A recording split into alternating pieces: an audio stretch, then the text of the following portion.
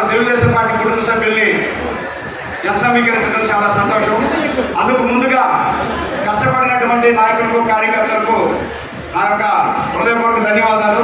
అదేవిధంగా మేము పిలిచిన వెంటనే కార్యకర్తలు, మహిళలు, యువకులు అందరూ కూడా తరలి వచ్చి మన పార్టీ మీద ఉన్నటువంటి అభిమానాన్ని చాటుకున్నందుకు వాళ్ళందరూ కూడా శిరస్సు మంచి పాదవందనం తెలియజేసుకుంటా ఉన్నాను. సోదరులారా, ఈ గడిచిన 4 సంవత్సరాల 8 నెలల్లో సైకో సైలెంట్ ముఖ్యమంత్రి ఏ విధంగా రాష్ట్రాన్ని నాశనం చేస్తున్నామో మనమందరం కూడా చూస్తా ఉన్నాం. ఈ రోజున బీసీల పైన అయితే ఏకంగా 74 మందిని రాక్షసత్వంగా చంపడం జరిగింది. వేలతో కక్ష సాధింపులు జరగడం జరిగింది.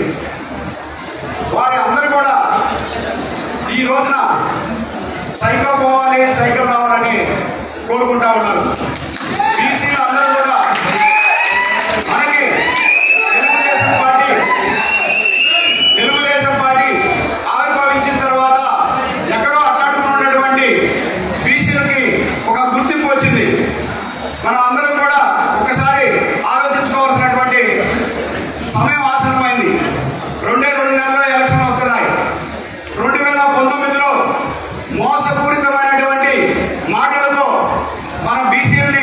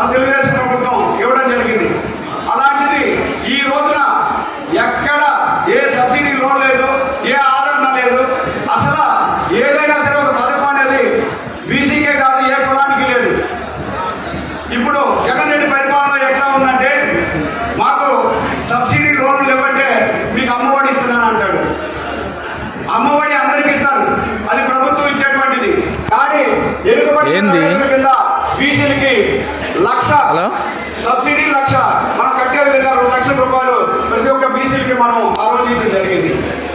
కాబట్టి మీ అందరూ కూడా ఒకసారి ఆలోచించుకోవాలా. ఈ యొక్క జగన్మోహన్ రెడ్డి పథకాలు అరటి పండు సామెతగా ఉన్నాయి. 2 అరటి పండ్లు ఇస్తే ఒకటి తినేసి ఒకటే వాడి చేతిలో పెట్టుకుంటే 2 అరటి పండు ఏదంటే అది కానీ మన చేతిలో చూపిస్తారు. అట్లానే మనం ఏది అడిగినా సరే మీకు అమ్మఒడి ఇస్తున్నాం.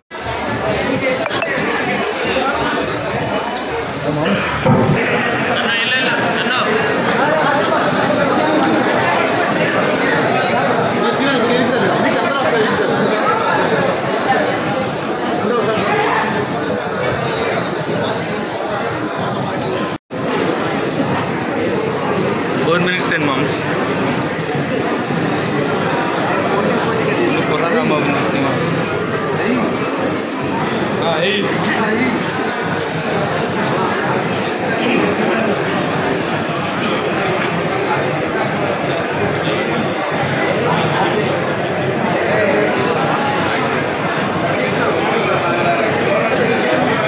అందరికీ నమస్కారం. ఈనాటి ఈ జై హో బీసీ కార్యక్రమానికి 2024 ఎన్నికల్లో మన శాసనసభ్యులుగా గెలిచి ఈ 30 సంవత్సరాలు వెనకబడినటువంటి ఈ 5 సంవత్సరాల్లో ఒంగోలు నియోజకవర్గాన్ని అభివృద్ధి పదంలో నడిపించుటకు విజయదుందుబి మోహించుటకు సిద్ధంగా ఉన్నటువంటి మన ప్రీతమ నాయకులు శ్రీ దామచర్ల జనార్దన్ రావు గారికి, ఒంగోలు పార్లమెంట్ అధ్యక్షులు పెద్దలు లోక్సాని బాలాజీ గారికి, కొత్తపట్నం మరియు ఒంగోలు తెలుగుదేశం పార్టీ అధ్యక్షులు శ్రీనివాసరెడ్డి గంగాధర్ గారికి, మన కొత్తపట్నం మండల సీనియర్ నాయకులు కేంద్ర సుబ్బారావు గారికి, సర్పంచ్ నారాయణ గారికి, రామచంద్ర గారికి, పెద్దలు జగ్గరి రాష్ట్ర వ్యాప్తంగా జై హో బీసీ సభను నిర్వహించమని ఆదేశాలు ఇచ్చింది పార్టీ. దీన్ని మనం అర్థం చేసుకోవాలి. ఎందుకు ప్రత్యేకంగా బీసీలే స్మరించవలసినటువంటి పరిస్థితి ఏంటి కారణం అని మనం ఆలోచించినప్పుడు ఈ పార్టీ తెలుగుదేశం పార్టీ బీసీలది. బీసీల ఉత్తరణ కొరకు ఏర్పడింది. మీకు అందరికీ తెలుసు, ఆనాడు ఎన్టీ రామారావు గారు చలన చిత్రసీమలో ఎదురులేని నటుడుగా దేవుడి పాత్రలో కూడా ప్రతి నాయకుడి యొక్క పాత్రలో దుర్యోధనుడుగా, రామనాసురుడుగా, అర్జునుడుగా, భీముడుగా ఇలాంటి ఉమ్మడి కుటుంబం లాంటి పాత్రలు కూడా పోషించి ప్రజలు మన్నన పొందినటువంటి నటుడు రాజకీయాలకు వచ్చినప్పుడు నా పాత్ర ఏమిటి? రాజకీయాలు అప్పటికే 50 సంవత్సరాలు అయింది స్వాతంత్రం వచ్చి. ఈ స్వాతంత్రంలో రాజకీయంగా మనుగడ ఎంతమంది చెందారు, ఏ వర్గాలు చెందారు? దళిత సోదరులేమో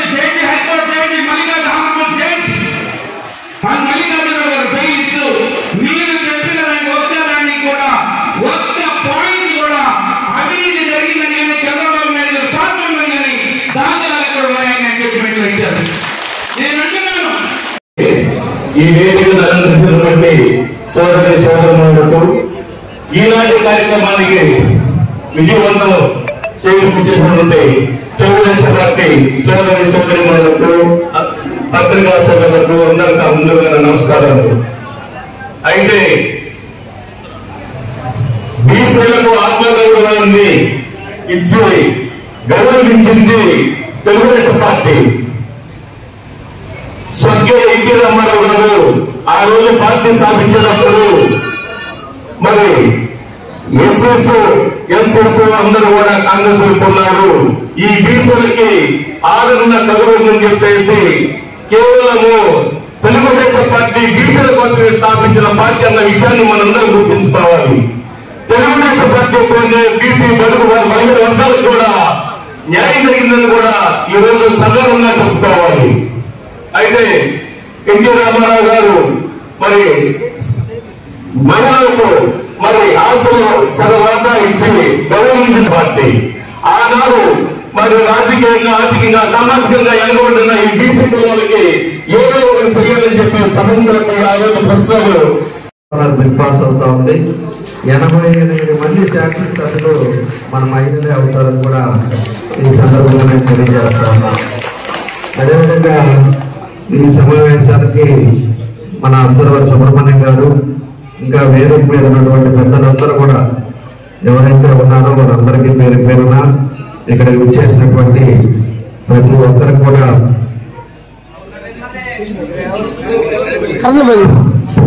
తెలియజేస్తున్నాను. ఒకసారి మనం గమనించుకోవాలి. ఎందుకంటే ఇందాక మనం బ్రహ్మం చెప్పినట్టు అది పక్క ఇప్పుడు జరుగుతూ ఉంది.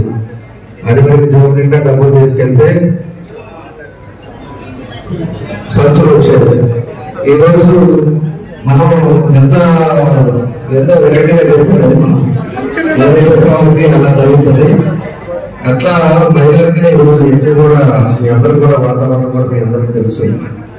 మేము ఆ రోజుండే పరిస్థితుల్లో 14-19లో బీసీలకి పెద్దపేట వేసింది తెలుగుదేశం పార్టీ.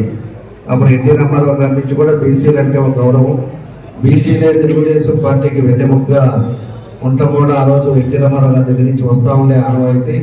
అదేవిధంగా చంద్రబాబు నాయుడు గారు వచ్చిన తర్వాత కూడా, ఎందుకంటే ఎక్కువ మంది బీసీస్ అంతా కూడా పేదవాళ్ళు ఉంటారు అనేటట్టుగా వాళ్ళు చేసే వృత్తులు కొన్ని సబ్సిడీలో వాళ్ళందరికీ ఇవ్వటం కానీ ఎన్నో కార్యక్రమాలు కూడా ఆ రోజు 14-19లో మేము చేసాం. అది మా కళ్ళ ముందు మా చేతుల మీదుగా ఎంతో మందికి ఎన్నో ఇచ్చాం.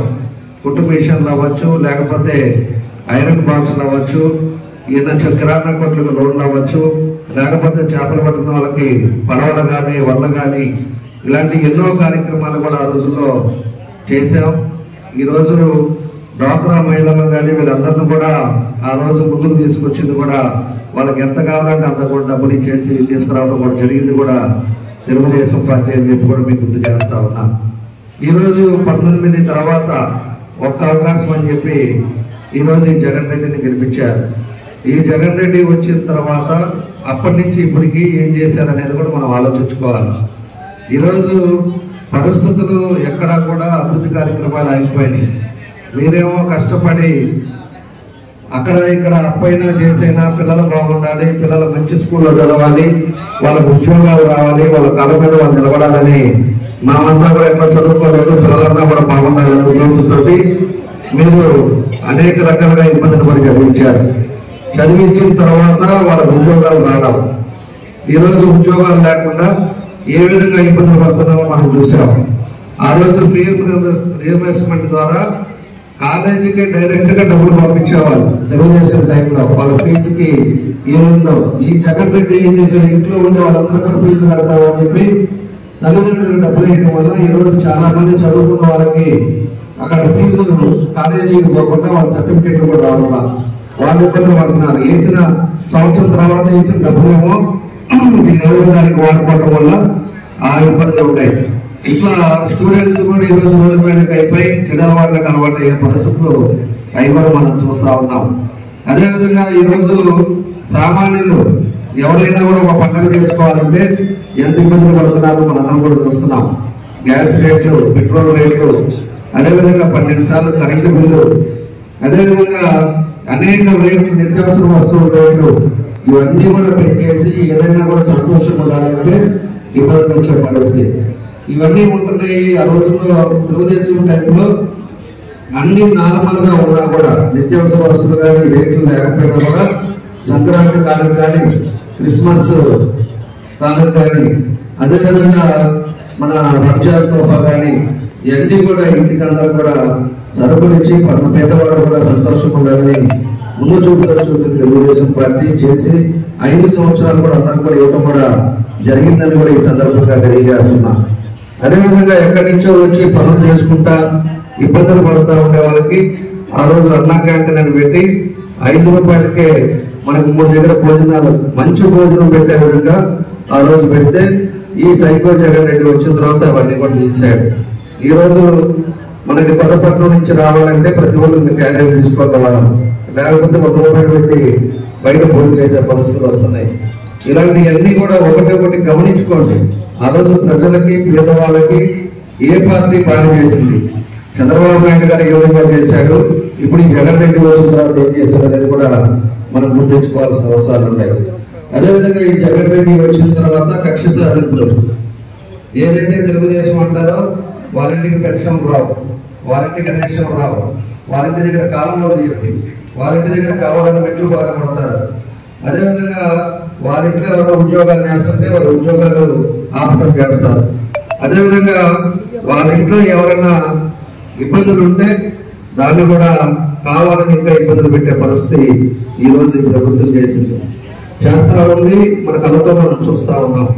మేముండే టైంలో ఎవరైనా బాగలేకపోతే కూడా వాళ్ళకి 2 లక్షలు ఖర్చు అయితే 2 లక్షల 1,00,000 రూపాయలు ఆ రోజు సీఎం తరఫు నుంచి దగ్గర 15 కోట్ల రూపాయలు మన నియోజకవర్గం అందరం కూడా ఆ రోజు మనం ఇచ్చాము. ఈ రోజు ఎవరైనా బాగలేకపోతే హాస్పిటల్కి వెళ్తే అది ఆరోగ్యశ్రీ వస్తే వచ్చినట్టు, లేకపోతే 10 లక్షలు మీరు డబ్బులు కడితేనే మీకు ఆరోగ్యం బాగుండే పరిస్థితులు ఈ రోజు ఉన్నాయి. ఈ విధంగా జగన్ రెడ్డికి దానికి వ్యత్యాసం చూసుకొని కరెక్ట్గా ఆలోచించుకొని నిర్ణయాలు తీసుకోవాలని చెప్పి మీ అందరూ కూడా నేను కోరుకుంటా ఉన్నాను. కాబట్టి మళ్ళా ఇక్కడ ఉండే ఆయన చూసాం, మీ అందరూ కూడా చూస్తా ఉన్నారు. నిన్న కూడా మాట్లాడుతున్నారు, ఎవరైనా 1 రూపాయి నేను కానీ పట్టాల పంపిణీ దాంట్లో తీసుకుంటే నన్ను చెప్పుతో పట్టండి అంటాడు. ఆయన ఈసారి గెలిపించాడు. ఆయన మళ్ళా భాష ఏంటో ఎవరు అంటే నువ్వేదో ఒకటి మాట్లాడచ్చు, ఎవరు అనకుండానే నన్ను చెప్పుతో పట్టండి అనే పరిస్థితులకు వచ్చారంటే ఎంత మైండ్ బుర్ర చెడిపోయింది అనేది కూడా మనం అర్థం చేసుకోవాలి. ఈరోజు నేను ఒకటే అడుగుతా ఉన్నా, 4 సంవత్సరాల 9 నెలలు 2 నెలల్లో ఎలక్షన్ వస్తున్నాయి. రేపు ఒక వారం 10 రోజుల్లో నోటిఫికేషన్ వస్తుంది. కరెక్ట్గా ఆలోచించుకొని నిర్ణయాలు తీసుకోవాలని చెప్పి మీ అందరూ కూడా నేను కోరుకుంటా ఉన్నాను. కాబట్టి మళ్ళా ఇక్కడ ఉండే ఆయన చూసాం, మీ అందరూ కూడా చూస్తా ఉన్నారు. నిన్న కూడా మాట్లాడుతున్నారు, ఎవరైనా 1 రూపాయి నేను కానీ పట్టాల పంపిణీ దాంట్లో తీసుకుంటే నన్ను చెప్పుతో పట్టండి అంటాడు. ఆయన ఈసారి గెలిపించాడు. ఆయన మళ్ళా భాష ఏంటో ఎవరు అంటే నువ్వేదో ఒకటి మాట్లాడచ్చు, ఎవరు అనకుండానే నన్ను చెప్పుతో పట్టండి అనే పరిస్థితులకు వచ్చారంటే ఎంత మైండ్ బుర్ర చెడిపోయింది అనేది కూడా మనం అర్థం చేసుకోవాలి. ఈరోజు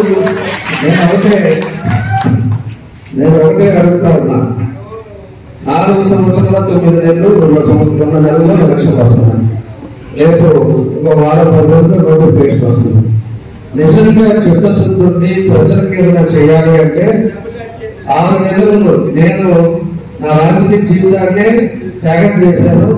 అందుకని పోయి కూర్చొని నేను మాట్లాడితేనే 200 కోట్లు తీసుకొచ్చానని చెప్పే పెద్ద మనిషి కనీసం 6 నెలల ముందు, సంవత్సరం ముందు ఆ పని చేసి నిజంగా ప్రజలకు ఇవ్వాలి, ప్రజలకు ఏదో విధంగా సహాయం చేయాలి అనుకునే వాళ్ళు అయితే ఆ రోజే తీసుకొచ్చి నిజంగా ఎవరైతే పేదవాళ్ళు ఉన్నారో వాళ్ళందరూ కూడా పట్టాలిచ్చి ఇవన్నీ వాహనం వేసి దాన్ని పొల్యూషన్ కూడా మనకి చూపించి ఇదిగోనమ్మా నీకు ఇస్తుంది, ఇదిగో ఒక సెట్ ఇస్తున్నాడు అంటే 430 స్క్వేర్ ఫీట్ ఇస్తున్నాడు.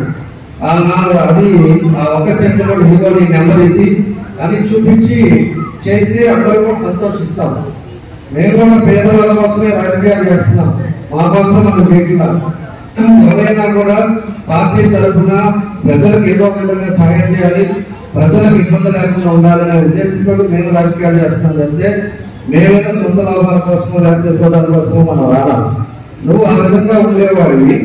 లాస్ట్ ఒక నెల ముందు వచ్చేసి 25,000 పట్టాలు ఇస్తాను, నేను మళ్ళా రాళ్ళు వేసి ఇస్తాను, మీకు పొజిషన్ కూడా చూపిస్తానని చెప్పేసి ఎంత మాయ మాటలు, ఎంత పద్ధతిగా అబద్ధాలు చెప్తున్నాడు అనేది కూడా మీరు గమనించుకోండి. అంతకుముందు ఒకసారి చెప్పాడు, ఏది 30,000 ఈ రోజుకి మొత్తం కూడా కేసులు అయిపోయి ఆ ల్యాండ్ అంతా కూడా ఇబ్బందులు పడే పరిస్థితులు ఉన్నాయి.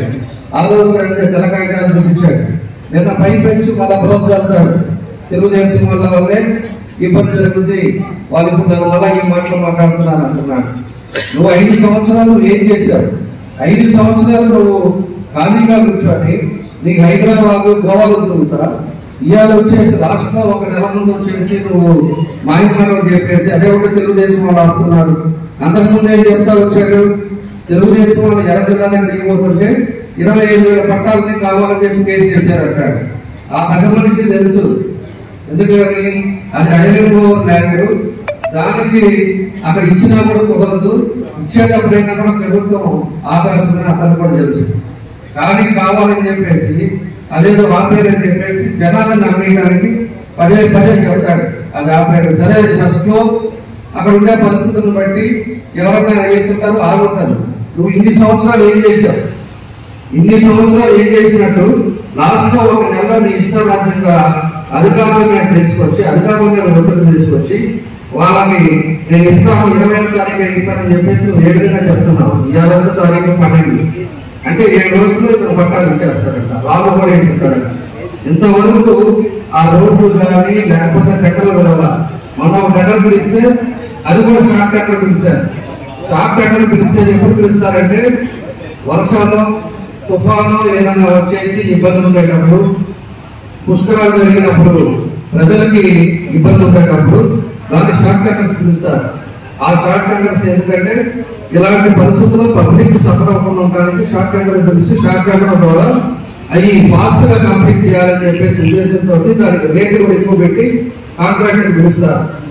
ఈ రోజు దీనికి షార్ట్ టెండర్ పెట్టడానికి అవకాశం ఏంటి?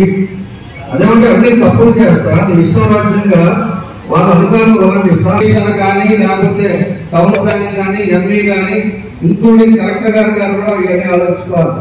ఇవాళ ఏదో ఇష్టారాజ్యంగా మీరు పర్మిషన్ ఇచ్చేసి షార్ట్ టెండర్లు తీసేసి మీ ఇష్టంగా వాళ్ళు ఏదో చెప్పారు, లేదా సీఎం ఆఫీసు జగన్ రెడ్డి ఏదో చెప్పాడని చెప్పేసి మీ ఇష్టారాజ్యంగా చేస్తే రేపు వచ్చే తెలుగుదేశం పార్టీ ఖచ్చితంగా నువ్వు చేసేవాళ్ళు సంవత్సరం ముందు చేసుకొని కరెక్ట్ గా చేసుకుంటే మేము హర్షిస్తాం. పేద ప్రజలకు ఇస్తే మాకు సంతోషమే. అంతేగాని ఈయన ఇష్టం వచ్చినట్టు మళ్ళీ 3 రోజులు పెట్టి షార్ట్ టెండర్ వేసి షార్ట్ టెండర్ లో మళ్ళా వర్కలు తీసుకొని మనం అక్కడ రాలా టెండర్కి అన్ని టెండర్ మళ్ళీ ఆగిపోయినాయి. మళ్ళీ ఇప్పుడు మళ్ళా పిలిచారు, 3 రోజులు పెట్టాడు. 3 రోజులు పెట్టి ఎవరిని మా చేయాలనుకుంటున్నారు? అసలు 3 రోజులు ఇవ్వడానికి అధికారులకు ఎట్లా ఉంది? కానీ నామ్స్ తెలియదా అడుగుతున్నా, కలెక్టర్ గారు కూడా తెలియదా ఇదంతా? కాబట్టి వీళ్ళు అత్యుత్సాహాలు చూపిస్తున్నారు. ఇవన్నీ కూడా మంచిది కాదని చెప్పేసి కూడా నేను తెలియజేస్తున్నా. ఇప్పుడు కూడా చెప్తున్నా, ఇక్కడ ఉండడానికి నువ్వు చిత్తశుద్ధితోటి నువ్వు చేస్తా ఉంటే, పేద ప్రజలకు ఇస్తా ఉంటే మేము స్వాగతిస్తాం. అంతేగాని మాయ మాటలు చెప్పి నువ్వు ఏదో అమాయకుల మాదిరి నువ్వు ఇట్లా చేస్తున్నారు అట్లా చేస్తున్నారు మా మీద బురద జరిగితే మాత్రం మర్యాద కాదు. అది కూడా నువ్వు అర్థం చేసుకొని నువ్వు ఏం మాట్లాడుతున్నావా మనం అనేది నువ్వు తెలుసుకోవాలని చెప్పి నేను తెలియజేస్తున్నాను మీ అందరి ద్వారా కూడా.